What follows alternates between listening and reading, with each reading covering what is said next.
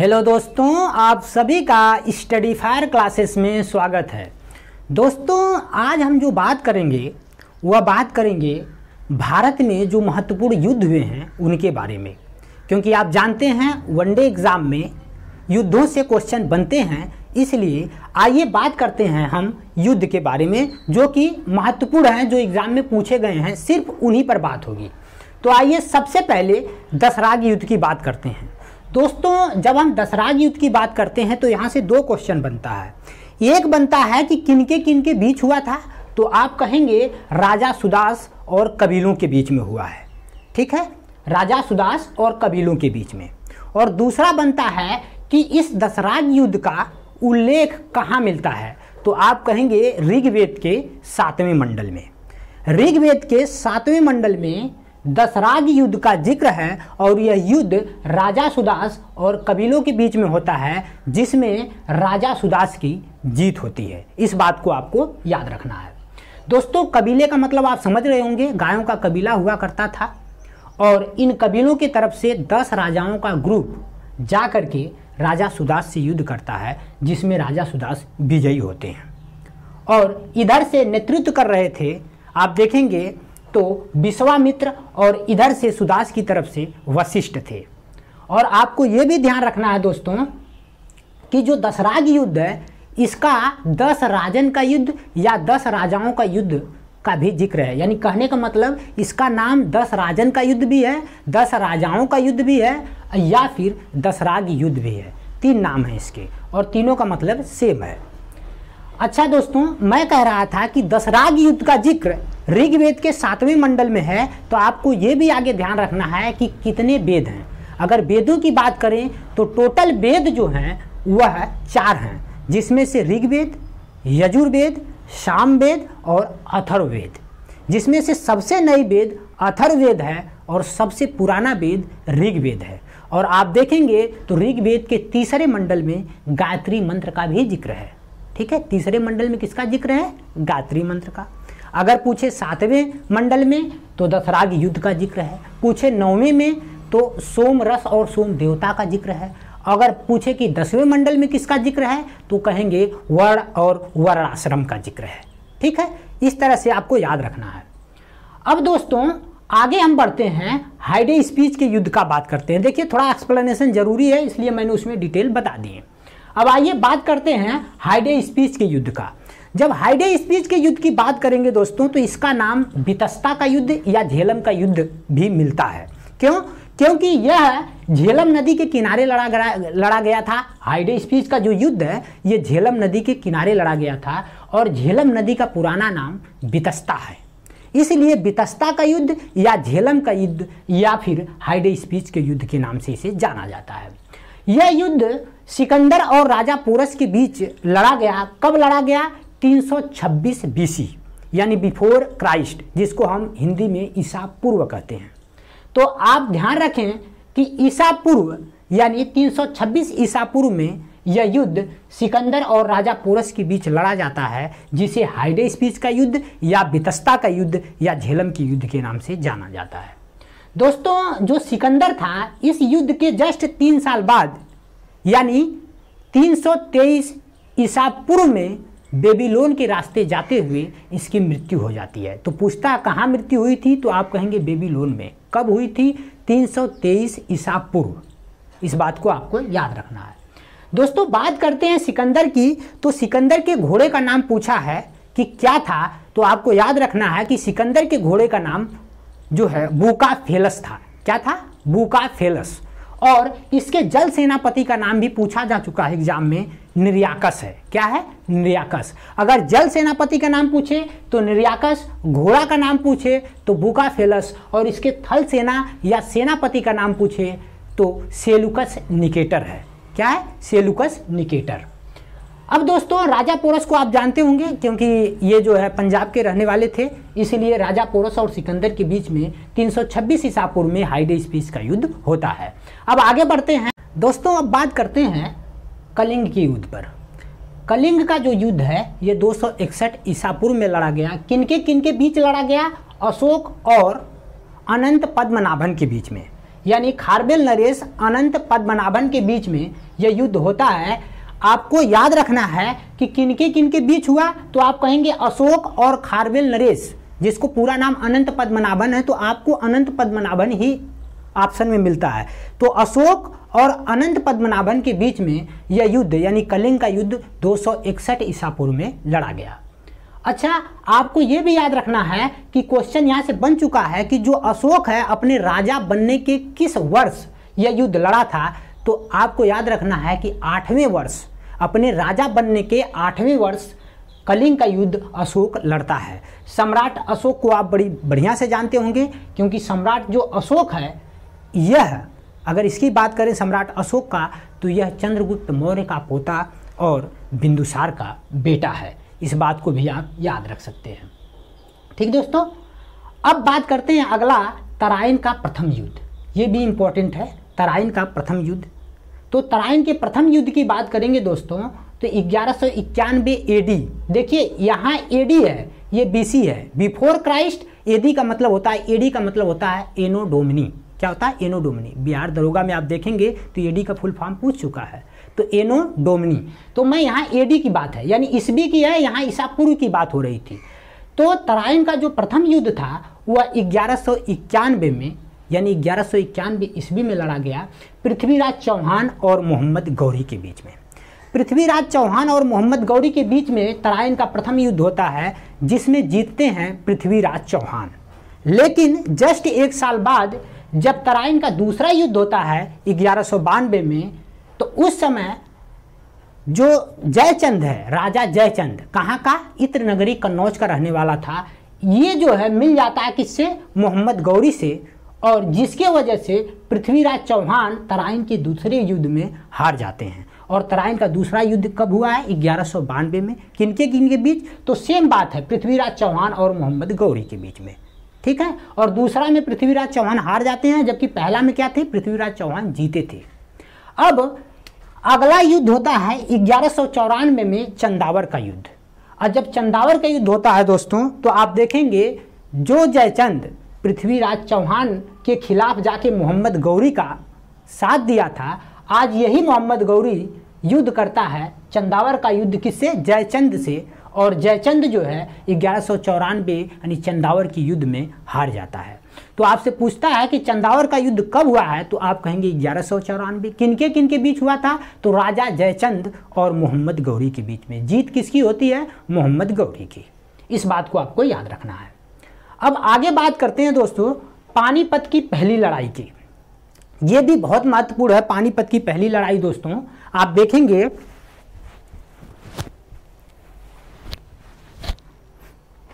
देखेंगे जब पानीपत की पहली लड़ाई की हम बात करेंगे, तो पानीपत की पहली लड़ाई 1526 ईस्वी में होता है बाबर और इब्राहिम लोदी के बीच में।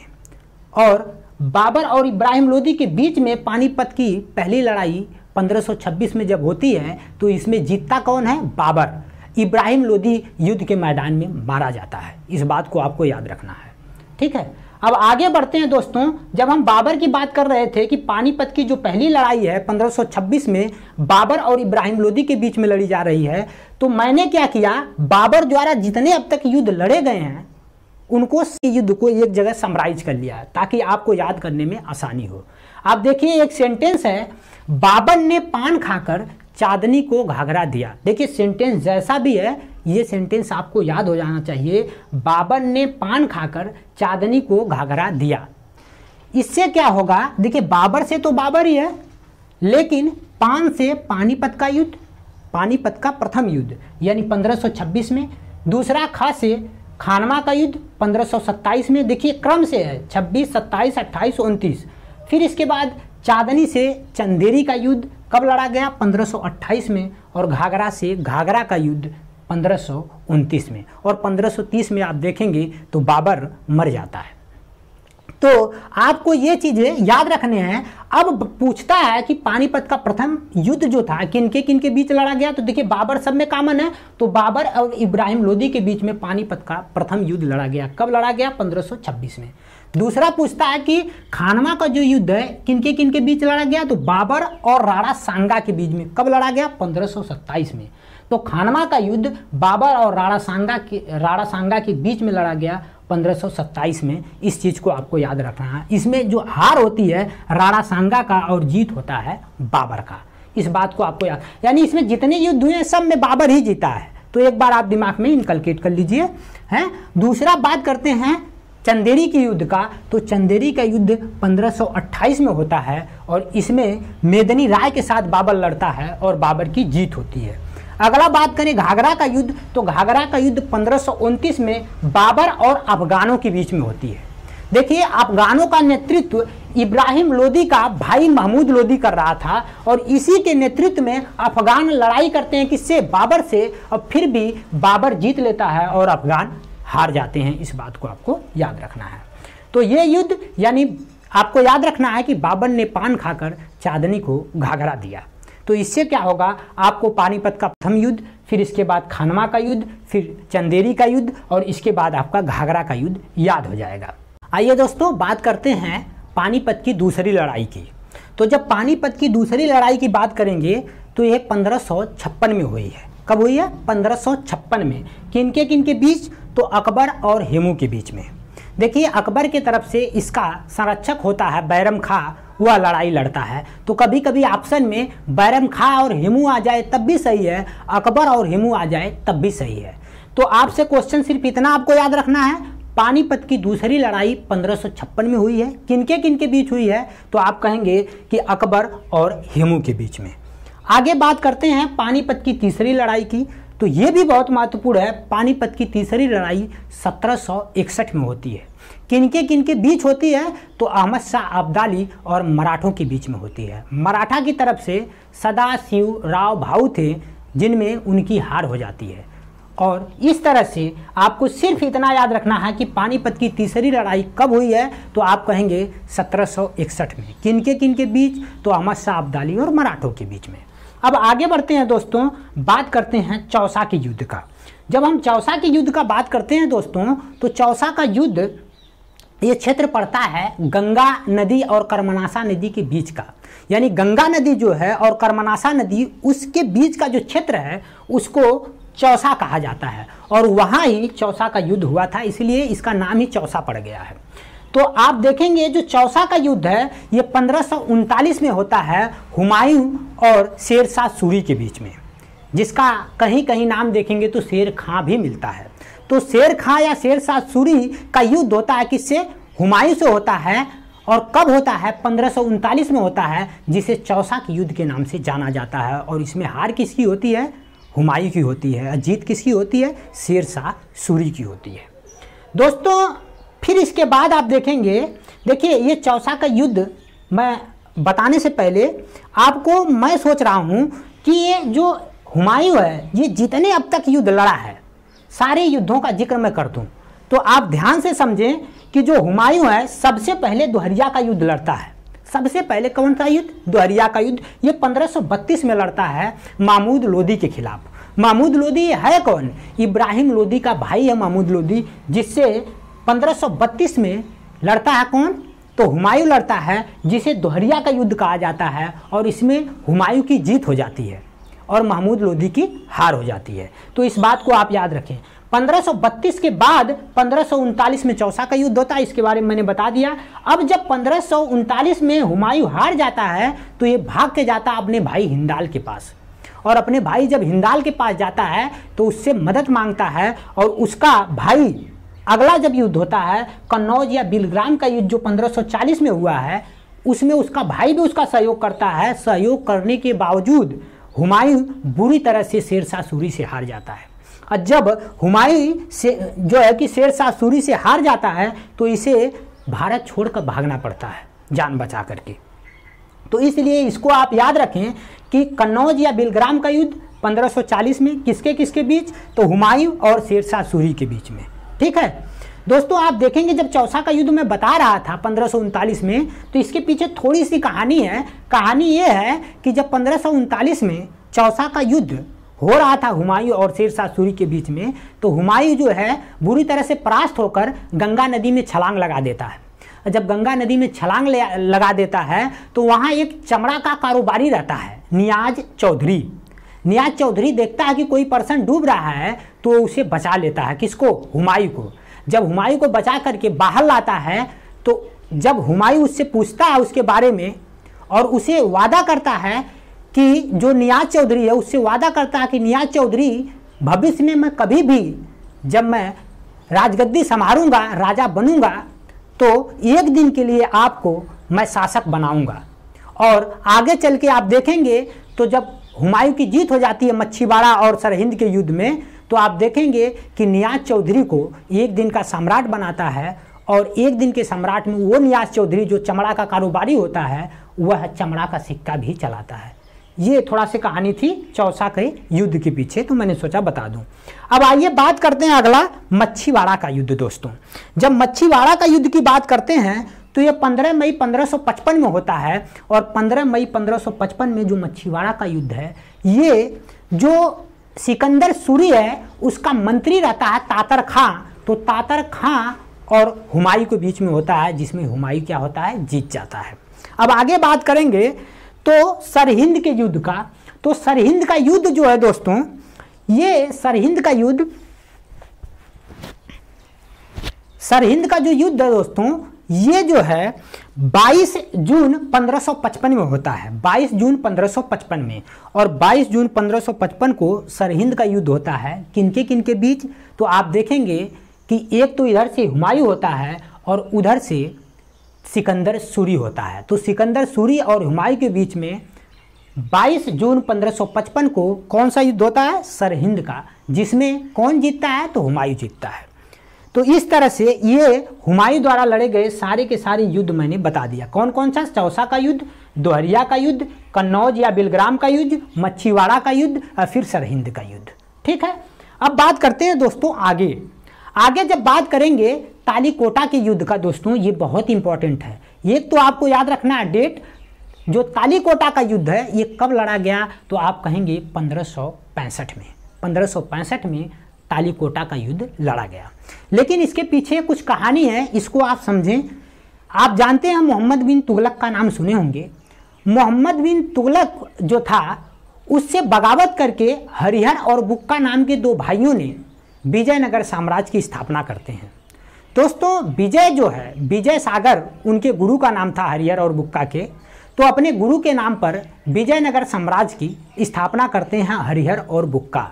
ये कब की बात है? ये 1336 की बात है। 1336 में जो है हरिहर और बुक्का नाम के दो भाइयों ने विजयनगर साम्राज्य की स्थापना कर दी और वंश का नाम संगम वंश रखते हैं, क्योंकि उनके पिता का नाम चंद्रवंशी संगम था, तो अपने पिता के नाम पर वंश संगम वंश रख दिए। अब देखिए, यानी 1336 में हरिहर और बुक्का ने विजयनगर साम्राज्य की स्थापना कर दी और 1347 में उसी मोहम्मद बिन तुगलक से बगावत करता है हसन गंगू उर्फ बहमन शाह। तो हसन गंगू या बहमन शाह जो है, नाम दोनों एक ही का है। तो हसन गंगू या बहमन शाह 1347 ईस्वी में बगावत करके बहमनी साम्राज्य का स्थापना कर देता है। अब देखिए, इधर इसने बहमनी साम्राज्य की स्थापना कर दी, उधर हरिहर और बुक्का ने विजयनगर साम्राज्य की स्थापना कर दी। और आगे चल के दोस्तों इसी विजयनगर साम्राज्य और बहमनी साम्राज्य में युद्ध होता है, जिसमें बहमनी साम्राज्य बुरी तरह से हरा देता है किसको? विजयनगर साम्राज्य को। कहने का मतलब यह है कि विजयनगर साम्राज्य का पतन हो जाता है। तो इसलिए यानी जो मैं बता रहा हूं कि विजयनगर साम्राज्य और बहमनी साम्राज्य जो युद्ध हुआ है उसी को तालीकोटा के युद्ध के नाम से जाना जाता है। तो आपको ध्यान रखना है कि तालीकोटा का युद्ध 1565 में किनके बीच हुआ? तो बहमनी साम्राज्य और विजयनगर साम्राज्य के बीच हुआ। तो इसलिए क्वेश्चन बनता है कि वह कौन सा युद्ध था जिसमें विजयनगर साम्राज्य का पतन हो गया था? तो आप कहेंगे कि वह युद्ध तालीकोटा का युद्ध है। दोस्तों ये जो तालीकोटा का युद्ध है, ये एक गांव पड़ता है राछछी तांगड़ी का गांव। राछछी तांगड़ी उसका नाम था। तो राछछी तांगड़ी नामक गांव में ये तालीकोटा का युद्ध हुआ था, इसलिए इस युद्ध का दूसरा नाम तालीकोटा के अलावा राछछी तांगड़ी का युद्ध भी कहते हैं। और इसका तीसरा नाम भी है कृष्ण का युद्ध और इसका चौथा नाम भी है बन्नेर हट्टी का युद्ध। तो मैंने क्या बताया? बन्नेर हट्टी का युद्ध या राछछी तांगड़ी का युद्ध या इसी को तालीकोटा का युद्ध कहते हैं या इसी को कृष्ण का युद्ध कहते हैं। चारों नाम सेम है, पर आपको चारों नाम जो है सेम युद्ध के है, पर आपको ज़्यादातर तालीकोटा के नाम से आता है, इसलिए तालीकोटा या राक्षसी तांगड़ी दोनों आप याद रखें। तो आपको तालीकोटा का युद्ध 1565 में किनके बीच, तो आप कहेंगे कि इधर से विजयनगर साम्राज्य था और उधर से जो है बहमनी साम्राज्य था, इनके बीच में ये युद्ध हुआ है। अब आगे बात करते हैं दोस्तों अकबर द्वारा लड़े गए युद्ध। अकबर द्वारा जितने भी युद्ध लड़े गए हैं दोस्तों, एक जगह मैं बता दे रहा हूँ, इसको आप ध्यान में बैठा लें।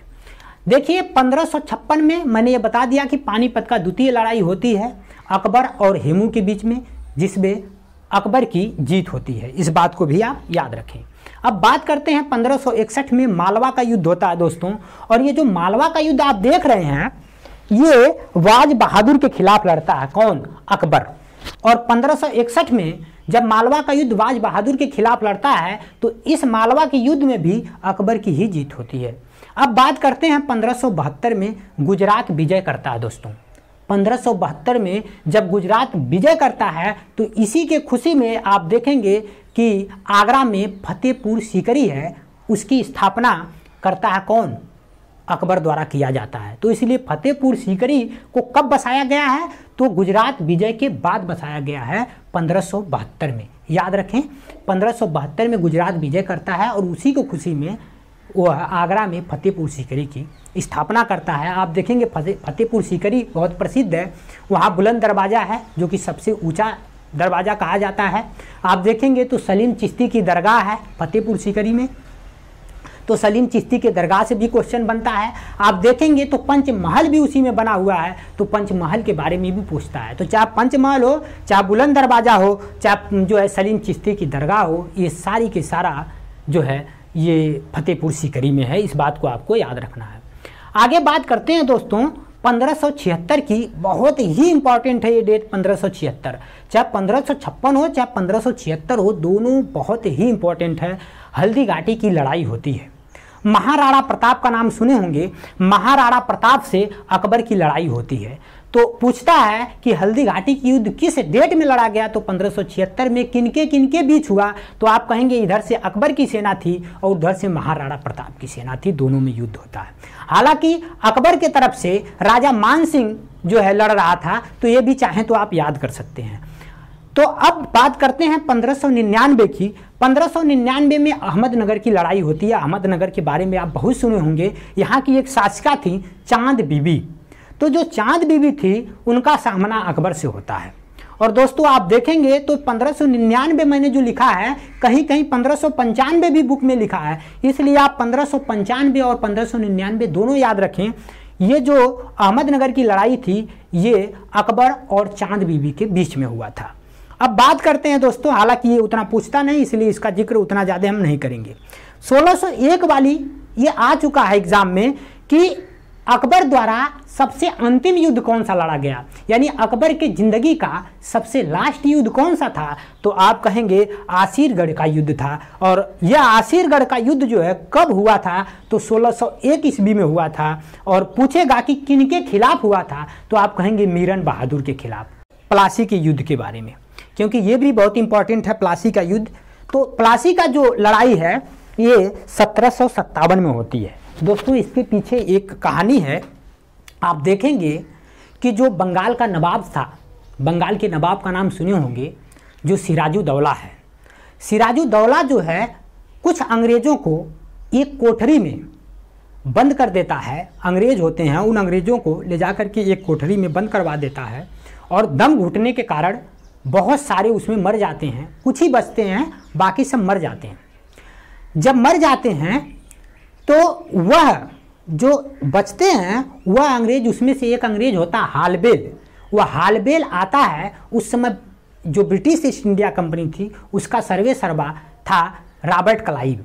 तो आकर के रॉबर्ट क्लाइव को बताता है, और रॉबर्ट क्लाइव को जब कहानी सुनाता है कि ऐसे ऐसे जो है हमारे अंग्रेज भाइयों को उसने बंद कर रखा था सिराजुद्दौला ने, बंगाल का जो नवाब है, और इसकी वजह से दम घुटने से मौत सबकी हो गई, तब इसे बहुत ही तकलीफ होती है।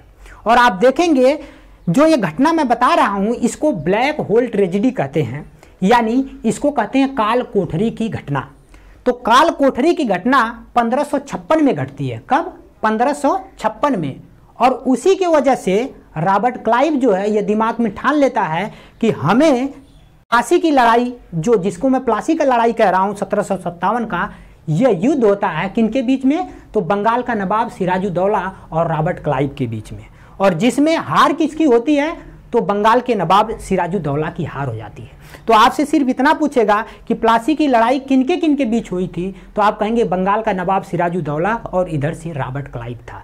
हार किसकी होती है? तो आप कहेंगे कि बंगाल का नवाब सिराजुद्दौला का। क्यों हार होती है? क्योंकि उसका जो सेनापति मीर जाफर होता है उसके साथ गद्दारी करके अंग्रेजों से मिल जाता है, इसलिए।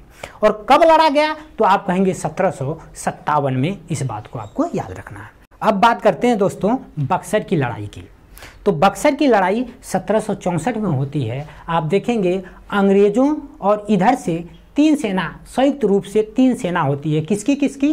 तो आप देखेंगे शाह आलम द्वितीय थे, फिर इसके बाद मीर कासिम था, और इसके बाद आप देखेंगे तो सुजाउद्दौला था। देखिए मैं वहाँ सिराजुद्दौला बोल रहा था, यहाँ सुजाउद्दौला बोल रहा हूँ, कन्फ्यूज नहीं होने हैं, ठीक है।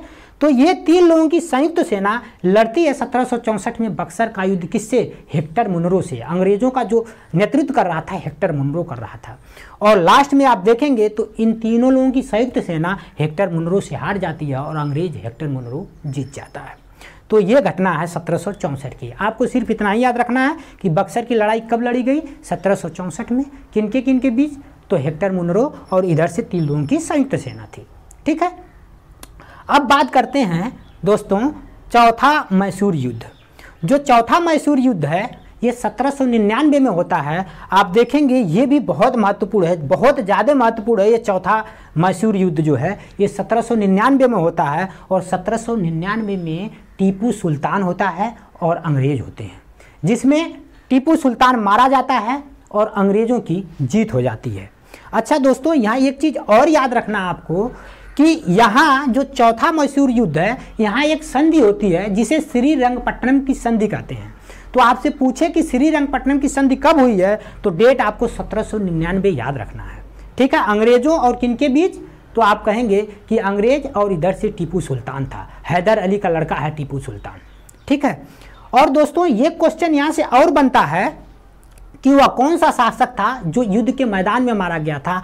ऑप्शन में अगर टीपू सुल्तान है तो आप टिक लगा दीजिए, ठीक है, यानी टीपू सुल्तान। लेकिन टोटल 3 लोग युद्ध के मैदान में मारे गए हैं जिनसे क्वेश्चन बनता है। तो आपको मैं बता रहा हूं, आप थोड़ा ध्यान दें। हैं, पहला पूछता है रानी लक्ष्मीबाई के बारे में। दोस्तों रानी लक्ष्मीबाई के बारे में पूछता है कि रानी लक्ष्मीबाई को कौन मारा था।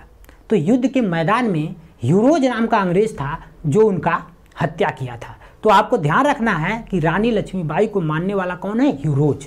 उसी तरह से इब्राहिम लोदी के बारे में पूछता है। तो इब्राहिम लोदी युद्ध के मैदान में मारा गया था किसके द्वारा? बाबर के द्वारा। और उसी तरह से ये चौथा मैसूर युद्ध में 1799 में कौन मारा गया? टीपू सुल्तान। और इसको कौन मारा था? तो लॉर्ड बेलेजली। आपको याद रखना क्या? लॉर्ड बेलेजली। लॉर्ड बेलेजली द्वारा किसकी हत्या कर दी जाती है? तो आप कहेंगे लॉर्ड बेलेजली द्वारा हत्या कर दी जाती है किसकी? टीपू सुल्तान की, जो कि 1799। दोस्तों जब मैं 1799 डेट देख रहा हूं तो बार बार दिमाग में आ रहा, क्योंकि ये इस डेट पर यानी 1799 में हवा महल भी बना है।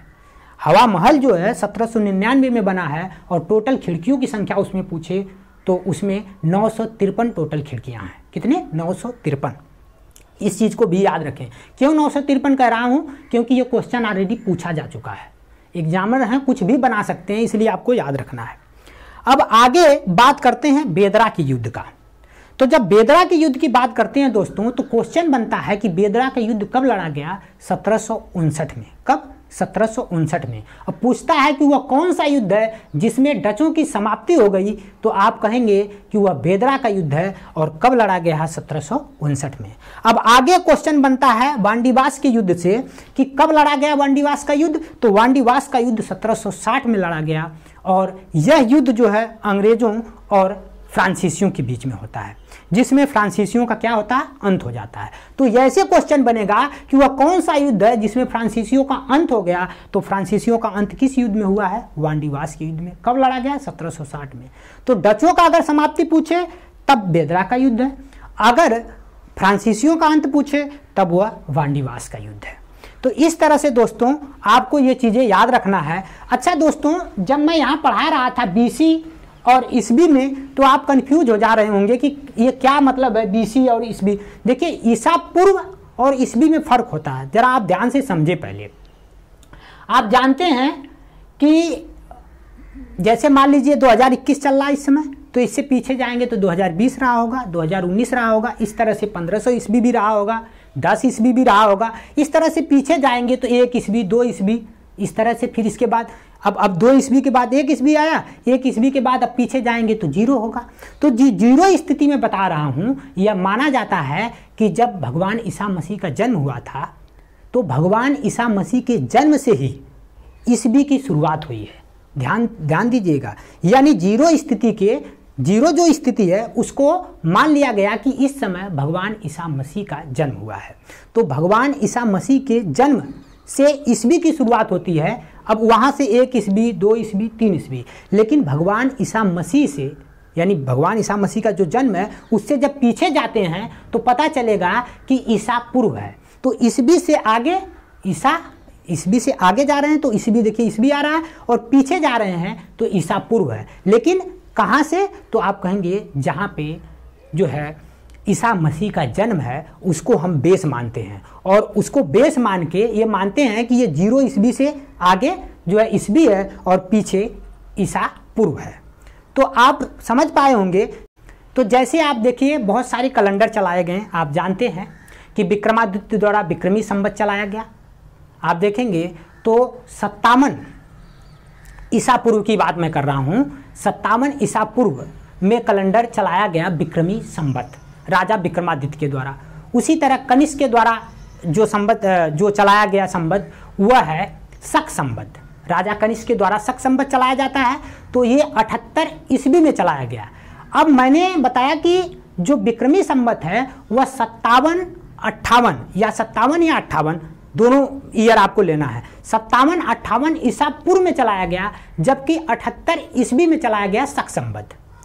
तो विक्रमी संवत और शक संवत में डिफरेंस क्या है, ये ईसा पूर्व में चलाया गया, ये ईस्वी में चलाया गया। कहने का मतलब कि 57 या 58 साल पहले की घटना है। कब से, ईसा मसीह के जन्म से 57 साल पहले कौन सा संवत चला था, तो विक्रमी संवत चला था। उसी तरह से 78 साल बाद, यानी ईस्वी में बोल रहा हूं, तो 78 साल बाद शक संवत चला था, और कौन चलाया था, राजा कनिष्क के द्वारा चलाया गया था। इस बात को आपको याद रखिए। उसी तरह आप देखेंगे गुप्त संवत चलाया गया 319-20 ईस्वी में। उसी तरह से हिजरी संवत चलाया गया, आप देखेंगे 622 ईस्वी में। हिजरी संवत के बारे में आप जानते होंगे दोस्तों, हिजरी संवत का नाम आप जरूर सुने होंगे, क्योंकि मोहम्मद साहब जब मक्का से मदीना जा रहे थे तो उस समय हिजरी संवत की शुरुआत हुई, और हिजरी संवत 622 ईस्वी में चलाया गया। इसका मतलब यह है कि भगवान ईसा मसीह के जन्म के 622 साल बाद हिजरी संवत की शुरुआत हुई है। उसी तरह से आप देखेंगे तो इलाही संवत चलाया गया। जो अकबर है उसने चलाया था इलाही संवत 1582 में, यानी 1582 में इलाही संवत कौन चलाता, अकबर। इसका मतलब क्या है कि भगवान ईसा मसीह के जन्म के 1582 साल बाद इलाही संवत चलाया गया, और यह कौन चलाया, अकबर द्वारा। इस तरह से बहुत सारे जो है कि संवत चलाए गए हैं। तो दोस्तों आज की ये सारी बातें हो गई। अब जो है अगले लेक्चर में आपसे मुलाकात होगी, तब तक के लिए नमस्कार।